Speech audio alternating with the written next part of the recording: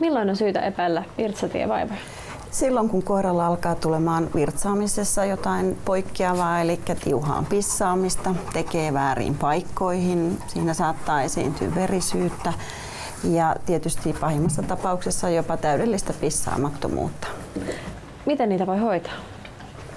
No, silloin tietysti ensimmäisenä katsotaan aina virtsanäyte, millä sitten katsotaan pH-ominaispainoa, katsotaan myöskin bakteerien määrää, laatua, tehdään siitä viljely ja tietysti sitten tarvittaessa myöskin ultraääni tai röntgenkuvat otetaan, jos epäillään virtsakiteitä tai virtsakiviä siinä ohessa. Entäs ruokapuoli? No, ruokavaliolla voidaan virtsatievaivoihin vaikuttaa erityisesti silloin, kun on tämmöistä kiteiden tai kivien muodostamista-aipumusta.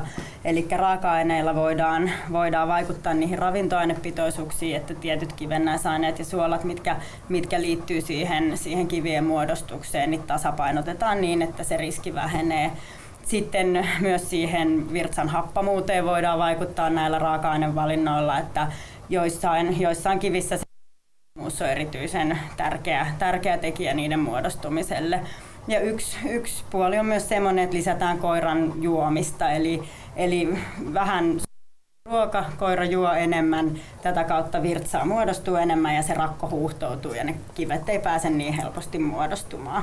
Et toisinaan ihan akuuteissa tulehduksissakin voidaan käyttää tukihoitona tämmöisiä ruokavalioita ja sitten myös sitten kroonisissa sairauksissa niin jopa voidaan tiettyjä kiviä liuottaa näiden ruokien avulla ja sitten ehkäistä niiden muodostumista. Et nämä virtsatievaivojen hoitoon tarkoitetut ruokavaliot on hyvä esimerkki tämmöisistä erikoisruokavalioista, mitä käytetään sitten eläinlääkärin ohjauksessa ja niitä saa hommattuakin sitten vain eläinlääkärin kautta eläinlääkäriasemilta.